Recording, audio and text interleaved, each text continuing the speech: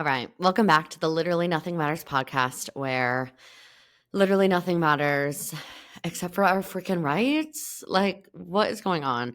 I hope that you, again, enjoyed feels like the wrong word, but I hope that you, quote unquote, enjoyed, found it useful, found it informative. The deep dive into reproductive rights that we did last week. You are now tuning in to part two. And I hope that it leaves you feeling a bit inspired to take whatever small action that you are able to take this week, whether that is ordering Jessica Valenti's book and doing your own deep dive and really digging into that. Maybe it's subscribing to her Substack or donating to another independent journalist like ProPublica or another Substack. Maybe it's volunteering with Planned Parenthood or canceling your Amazon subscription. There are so many things, and every action step is not going to be right for you. Like, you just got to figure out what is your fight to fight this week, this day, this month. Okay, we're in it for the long haul. This is the long game, unfortunately. Okay, real quick before we get started, just going to give you a few quick headlines about what's been going on in terms of reproductive rights this last week. As always, be sure to follow us on Instagram, TikTok, Blue Sky. I'll be better about posting on Blue Sky. I just truthfully forget about it sometimes, no offense. Because we'll be posting more updates in real time as news articles come through, as well as action steps and direct links of where, you can contact your state representatives and that kind of stuff. So definitely follow us, and the links are in the show notes. So luckily, there wasn't too much to report on federally in terms of reproductive rights. But because they are leaving it up to the states, there is some drums going on in the states. The states are acting a goddamn fool out there. Let's start with South Carolina. South Carolina introduced a bill that would rework the state's abortion ban to strip away exceptions, increase penalties, redefine contraception so that the morning after pill and IUDs could become illegal, and force women with life-threatening pregnancies to be forced into labor or C-sections instead of giving safe, less invasive, and far less traumatic abortions. It would also allow women to be criminally charged with abortion and make it a felony to even talk about abortion. This bill also strips away language that says abortion patients can't be prosecuted and would make abortion punishable as a homicide. It would also allow private individuals to sue over abortion. Unshockingly enough, it is also an attack on free speech. Under this legislation, it would be a felony to refer a patient to an abortion or even tell a pregnant person about abortion options. Pro-choice websites would be illegal, as would hosting or maintaining a website that tells women how to get abortions. Advertising abortion medication, whether for sale or for free, would also be illegal. The good-ish news, because of course we are not here to fearmonger, as scary as these words are to read and to hear. This bill was introduced by Senator Richard Cash, who has tried to pass extreme bills such as this before, also anti-abortion specific legislation, and has failed time and time again. So while we can rest a little bit easier knowing that, we also don't want to totally ignore this noise, because it is setting out a blueprint for other anti-abortion legislation in other states, and it's showing us what they want the world to look like, and we would be smart to pay attention to that, right? All right, moving on. Idaho becomes the 6th state to consider murder charges for abortion patients. Dope. Not going to get too far into that, but you heard something similar in what I just read to you about this South Carolina bill. We've talked about some of these other bills before. Basically, if the legislation adjusts so that abortion can be charged as a homicide, the states that allow for the death penalty as a punishment of homicide. That's that connection. Also talking about the death penalty, because like I said, I would be remiss if we did not also talk about intersecting topics. And of course, a huge topic right now is immigration. And I am not going to pretend like I'm an expert there. I'm not even an expert here. Like, truly, we're learning alongside each other. But I did see some language, I think about like an executive order or like a memo from the Trump administration, the Trump administration, that the death penalty would become an acceptable punishment for illegal immigration, which just like, if it is not genocide, why is it genocide shaped? And the thousands of people that are being carted off to Guantanamo with that language in mind really, really scares me. And quite frankly, breaks my heart. So that's something that like we should also be keeping an eye out for. All right, last headline, and then we're going to move it along. So I know a lot of our listeners are from Massachusetts or from New England in general. So thank you for being here. We have seen an uptick in some of our followers. So I'm hoping that it becomes even more widespread. But of course, we want to be reporting on some news from New England, because also I think, I mean, of course, specifically Massachusetts, because Massachusetts is such a blue state. So many people just in New England in general will have that sentiment of like, don't worry, you're all good.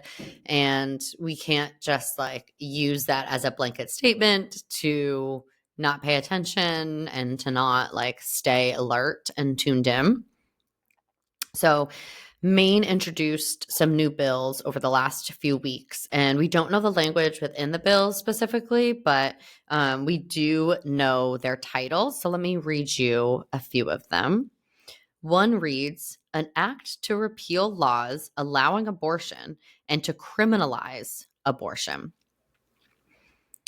Another, "An act to prevent the Maine Care Program from covering abortion services." And there are at least 7 bills with anti-abortion titles to be considered. If you live in the state of Maine, this is a great time to get ahead of it.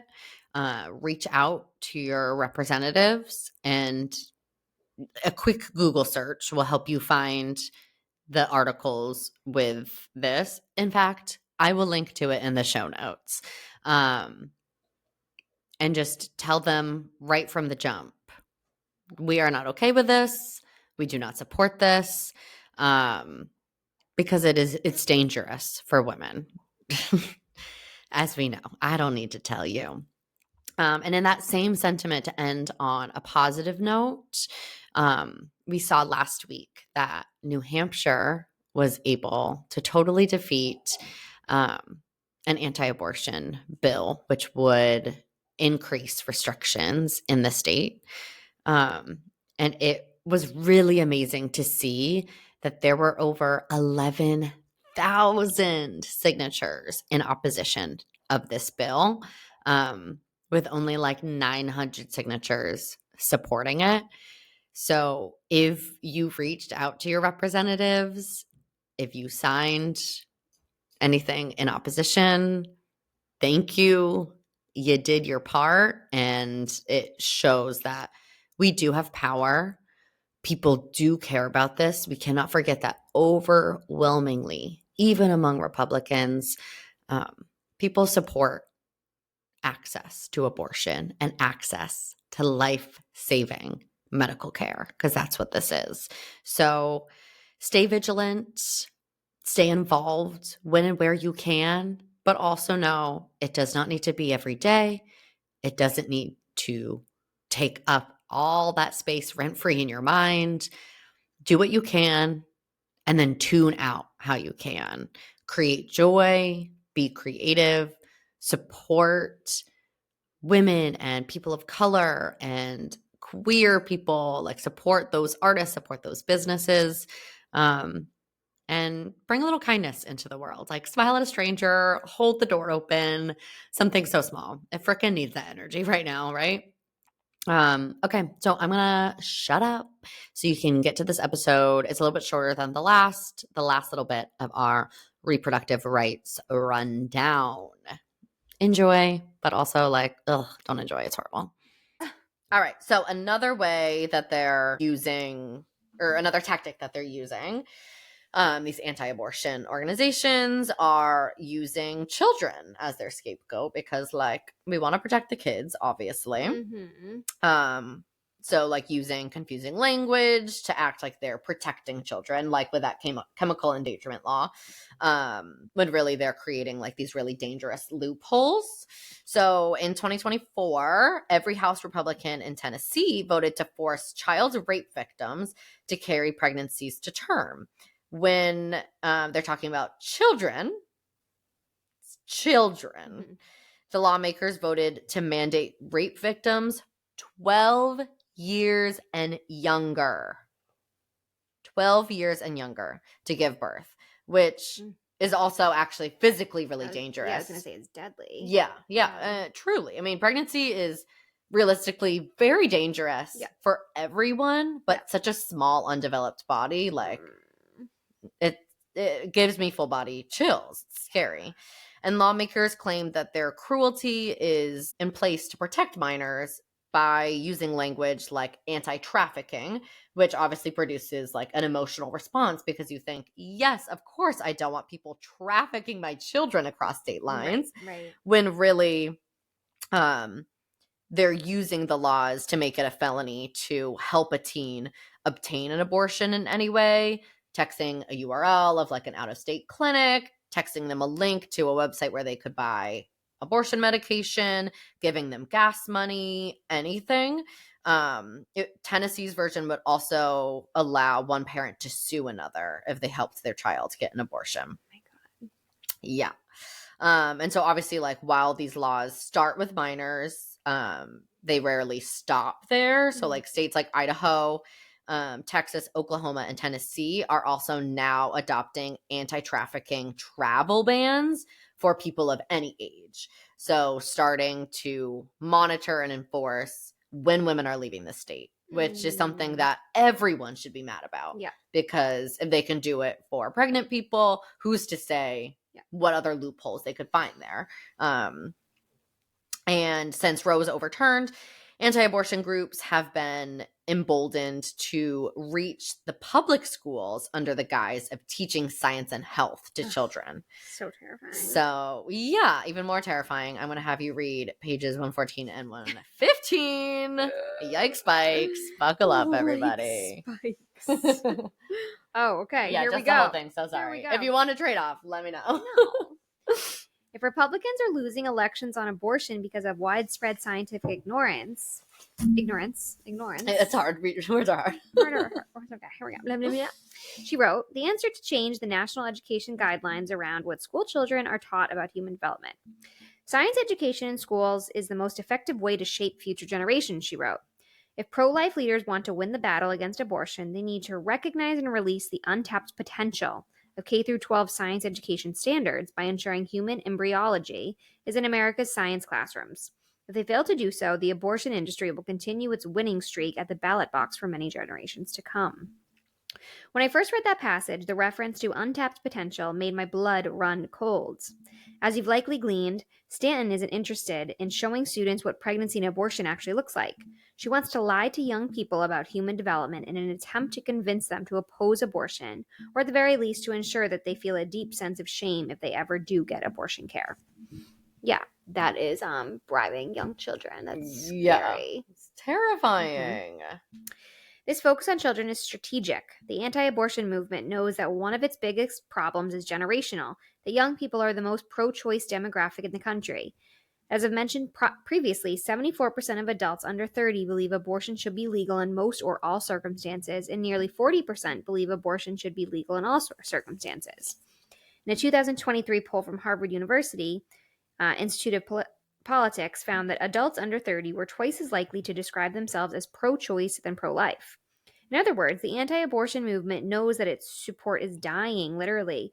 So activists and lawmakers are ramping up their efforts to indoctrinate children as early as possible. And to reach a broad swath of the population, they need to insert themselves into public school classrooms. Enter groups like Stanton's. It's so true. Yeah. Like, I'm just thinking of all the curriculum in schools, and and also now what they're saying powerful. what they want to do with the Department of Education and like all that stuff is so related.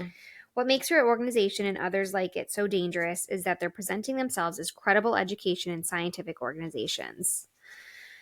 Whereas many school districts allow parents to remove their kids from a sex ed lesson, there is no such option for science classes. Indoctrinating children in public school isn't just some strategy or future plan, it's already happening. Several states, including North Dakota and Tennessee, have passed a law that would require public middle schools to teach human growth and development by showing students a video produced by Live Action, one of the most extremist anti-abortion organizations in the country, best known for creating misleading and false videos. The video that Republicans want to mandate in public school classrooms is made to look as if it's an ultrasound or images of an actual fetus, but it's not. It's computer generated. And while Live Action claims that the video has been reviewed and certified by healthcare providers, the experts they're referring to are all anti-abortion activists affiliated with them. Other so-called medical experts who signed off on the video are from the American College of Pediatricians, an anti-abortion, anti-LGBTQ organization that's been designated as a hate group. These are not just conservative groups who disagree about abortion. They are scary, dangerous orgs that are vastly out of step with the views of nearly all Americans. They would rather women die than have abortions. And that's who Live Action and groups like Stanton's got to back up this video that they're putting in public school classrooms. Oh. Like, that is all so I can react with. It's so yucky. Yeah, there's so much wrong with education in general. Yeah. And yeah, like that could be a whole episode, honestly. And like there are other like non-political ways that this happens too. Like I remember my mom was telling me about this I think it was a reading curriculum that was like mass sold across the country to schools. And then it came out like years later that this woman was a total grifter. There was no research behind it. And it was making kids fall so far behind in their reading levels. Oh, that happens all the time. Yeah. And I mean extreme like authors grifters. like Dr. Seuss. Like super racist. Oh, totally. All of the above. And it is so scary because kids are so innocent and so pure. Yeah. And all they want to do and their job at that point of their lives is to listen to who's in charge, and they trust you and they think that they are safe. And this is not safe. Yeah, it's not safe. Whoo! All right. So we can already gather from this information that they don't care about women. But turn to page 121. I'm wondering how much I really highlighted on this. It might be aggressive. How much? Yeah, but I think I also want to do some other stuff too. The other page? It's not that bad. Okay, go for it. Over decades, conservatives commissioned polls and prepared talking points. Every raped child forced to give birth, every cancer patient denied care, and every woman arrested after having a miscarriage was accounted for and strategized over. They crafted legislative language again and again that would give them exactly what they wanted, even if it meant people would die. They didn't even bother hiding it very well. Look at any Republican life of the mother exception. They all contain a caveat. And that caveat says that women whose lives are at risk can be given abortions unless the risk is that she's suicidal. The wording shifts slightly from state to state, but the mandate is the same. Pregnant people will be made to stay that way, even if a doctor believes they will kill themselves, even if they're diagnosed as suicidal. Republicans know that forcing people to be pregnant against their will makes them want to kill themselves, and they enshrined into law that they don't care. What better proof is there that conservative lawmakers know how vital it is to your humanity to have control over your own body? How reasonable and common sense can be a law that predicts that women will become suicidal as a result? A 2022 study from the University of Pennsylvania found that abortion restrictions cause a significant increase in the suicide rate among women of reproductive age. This association is robust, said one of the study's authors, Rand Barzilai. It has nothing to do with politics, it's all backed by the data. In 2023, the CDC reported that rates of depression and sexual violence among teen girls have skyrocketed over the last decade. 3 in 5 high school girls reported feeling persistently sad and hopeless, up to 60%. Up 60% since 2011, and more than 1 in 10 report that they've been forced to have sex, a 27% increase in just 2 years. In 2023, the Population Reference Bureau reported that progress in women's health is on serious backslide. Women in their 20s and 30s are more at risk of suicide, dying in childbirth, and being killed than women of previous generations. Yeah. So it's like, we have to care about this because they are not. Yeah. You know? And another really interesting thing with all of this is certain states, I think Texas is the one that they talk about in the book, but it would be interesting to see how many other states have like adopted this law. So Texas started a abortion complication mandate, which lists over like 28 medical issues as abortion complications, although most of these conditions have literally nothing to do with abortion. But doctors are required by law to tell the state about any woman who develops any one of these issues if she happens to have had an abortion at any point in her life. So even if it's like 5 years down the road, 10 years down the road, if you go to the doctor with insomnia or I don't know, one of the other things, they can say, or they have to say by law that, oh, this is an abortion complication. Yeah. And if the doctors don't make the reports, they can be fined for violations and lose their license after just 3 violations. It also encourages the doctors to like snitch on each other. The vague criteria for complications also means that doctors who are against abortion can use the system to report these non-attributable conditions. The point is to muddy the data and create their own fake, conflated abortion statistics about how dangerous abortions are.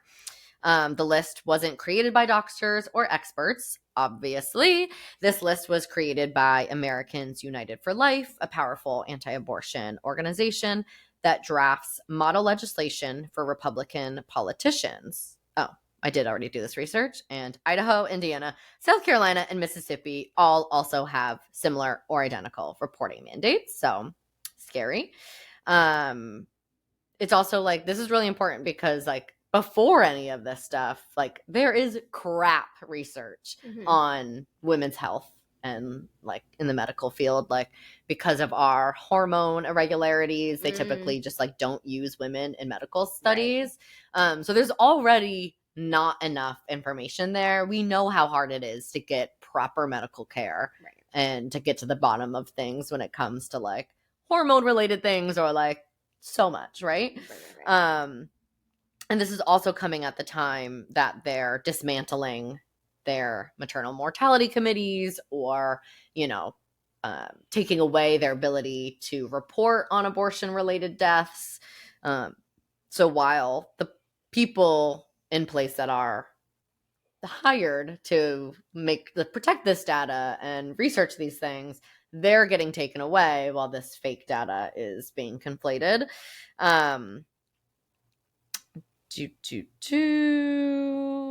Okay, yeah. And then like we talked about, obviously like the maternal mortality rate is just like skyrocketing. It's horrible. All that stuff. Homicides, leading cause of death for pregnant people. Like this is stuff that like needs to be investigated and in a proper way. It's also important to note that like these mandates, some of the complications are things like adverse reactions to anesthesia or pelvic inflammatory disease, which is an infection that like you can get multiple times in your life. So like you could have it be a cause abortion caused infection for years and years and years past when you actually had the abortion. So super dangerous. Okay, we're towards the end. So they're obviously not stopping with us and our bodies. They're obviously not taking accountability for any of the deaths that are being caused by these abortion bans. Instead, they're vehemently denying it and actually turning it back around on people like us that are reporting these things, or the doctors themselves, saying that the denied care is a cause of abortion alarmism and baseless fears, touting that fake news in the information age. Or no. Sorry. I'll edit this out. But yeah, fake news in the misinformation age is a lot easier than stating the actual truth of those groups, that they're willing to accept women's deaths in order to have a political win, which is the truth. But we have to recognize that, like, the bans make it extremely difficult and scary for these doctors to do their jobs properly, which is leading to a rapid decline in access to all healthcare for women, which we've touched on a couple times. Since Roe was overturned, Idaho has lost nearly 25% of its OBGYNs, half of its maternal fetal medicine specialists, and multiple major maternity wards, all because doctors are too afraid to work in a state with a strict abortion bans. This leads to maternal health deserts, which will lead to so many more deaths of women for many reasons, who would be alive if they had access to proper health care. So I'm going to have you turn one last time to page 145 and 146. Jeez Louise. Here we are. All right. Since Roe was overturned, Idaho has lost nearly 25% of its OBGYNs, half of its maternal fetal medicine specialists, and multiple majority maternity wards. There's a lot of many hard words. Okay. All because doctors are too afraid to work in a state with a strict abortion ban. In addition, the Idaho legislature continues to introduce and pass bills that criminalize physicians for medical care nationally recognized as a standard of care. Every state that has an abortion ban is losing OBGYNs. Hospitals are shutting their maternity wards, or shuttering their maternity wards? I'm confused by that. Reproductive and maternal health deserts are proliferating. Doctors and medical students can't get adequate training in anti-choice states. In states with bans, it's illegal to learn how to perform an abortion, even though such training is required in order to be an accredited OBGYN.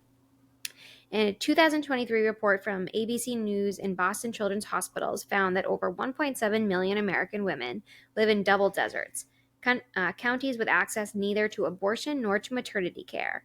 Another 3.7 million women live in countries without access to abortion and with no or low access to maternity care. In other words, millions of American women are being forced into pregnancy in places where they can't even safely give birth. Yeah, like, how terrifying is that? Yeah. And, like, that's why we have to think about all the women in other states, Right. Because in a country as wealthy as the United States, there is literally no excuse for the embarrassment that is our maternal mortality rate, and also the lack of care. Like, that is just, it's so dangerous. And, like, regardless of how you voted, you should care about that, because when push comes to shove, they're not going to care how you voted. Right. You know, like, it is not a right versus left thing. It is the people versus the establishment thing, you know? Yeah. But in conclusion, obviously, abortion is everything. It's freedom, it's autonomy, it's you and me, it's people you know, even if they've never opened up to you about it. Like, it's mental health, it's poverty, it's physical health, it's everything. And I think that we can all find common ground there, right? We don't want people to die. We don't want babies to die. Mm-hmm. Point blank. Actual babies. Not fetuses. I mean, not like we want fetuses to die, but we want people to have a freaking choice. Okay? But that's why it's important to like talk about this stuff openly and often, pushing our representatives to vote in ways that will shape the state and the country that you want, paying attention and voting in like the primaries and the smaller elections too. But also for, you know, us, like it feels kind of hopeless because there's like, what election is there next? Like so far away, but what small things can you do day to day to make a change and to make a choice, like making sure that women are thriving, which is a huge goal of the podcast this season. Mm-hmm. But you know, even if it's just taking the extra time when you're buying something new to like try to find a woman-owned business that could do that service or that sells that product. And it doesn't have to be every purchase you make, but like how much more can we be putting our money into the pockets of other women and making sure that women are uplifted and protected during this time, you know? Preach, sister. Preach, preach, preach. I'm done preaching. So you're welcome for that. Do you have any other mental health tips that you could take us into this, or even just lead us in a deep breath? You're like, can we have a guided meditation? Can we actually have another deep breath? Sure. So kind of on last episodes, we talked about kind of a key component to having kind of an enlightened life and, you know, a processed life, I guess. We talked about the purpose, like finding purpose, right? So another key component that you can think about right now is having one person to support you. So I want to just think, and I think everyone that's listening knows at least one, like their person. Yeah. Think about your person right now. And Amanda she's already like, yeah. And I'm sure that you have more than one. But just connect with them. Connect with them today. Yeah. Tell them that you're thinking of them and you love them. And let the smile happen. Yeah. I think that's like one of the most important things. Mm-hmm. And like in life in general, but I think moving forward is making sure that you have some kind of community and giving a tiny bit. Like none of us have anything to give right now, right? We're all tapped out, money wise, emotionally wise, time wise. But if we can each give each other or your community like just a tiny bit, I feel like we're all gonna go so much farther. Mm-hmm. And whether that's just like checking in on someone or like I think about all this stuff and I think, one, how lucky we are that we have solid girlfriends that we can turn to, but also that we have partners that we really trust and respect us and, you know, aren't putting us in dangerous positions. But I would say even for like younger listeners or listeners with like a lot of single friends or something, like making it a priority to like focus on those female friendships too, to make sure that your friends aren't ending up in isolating situations with scary men. And making sure that you have a framework around you too. Definitely. Yeah. We got to stick with each other. Like it. The girly pops for the girly pops. All right. Literally nothing matters except for all of you. Love you. Bye. Bye. Oh, a big stretch. Okay, yeah, that was 48 minutes. Oops.